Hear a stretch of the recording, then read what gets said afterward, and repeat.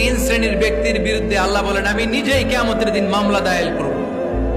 I will be against them in the day of judgment. Three categories of people I will be against them in the day of judgment. তিন শ্রেণীর লোক কিয়ামতের দিন তারা ছাড় পাবে না। আল্লাহ বলেন আমি নিজেই তাদের বিরুদ্ধে মামলা দায়ের করব। এর মধ্যে এক শ্রেণীর লোক হচ্ছে রাজুলুন ইস্তাআজারা জিরান ফাস্তাউফা মিনহু ওয়া লাম ইউতি আজরা। একজন শ্রমিক ভাড়া করে তার কাছ থেকে কাজ নিয়েছে কিন্তু তার পারিশ্রমিক আদায় করে নাই। এরকম আছে না নাই? দাপট দেখায় ইউনিভার্সিটির ক্যান্টিন গুলোতে, ইউনিভার্সিটির ক্যান্টিনে যে খায় মাগার বিল দেয় না, এরকম ডাকাইত আছে না নাই?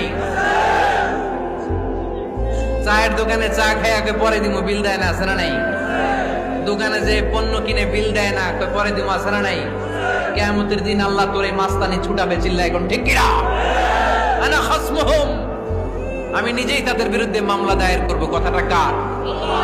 এজন্য বিশ্বনবী বললেন খবরদার, মেহনতি মানুষ, খেটে খাওয়া মানুষ, এদের দোয়া কবুল হয়ে যায়।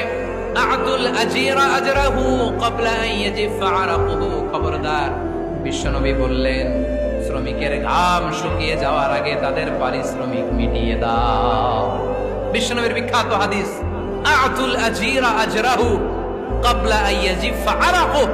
শ্রমিকের ঘাম মাটিতে লাগার আগে, শুকিয়ে যাওয়ার আগে তাদের পারিশ্রমিক মিটিয়ে দাও।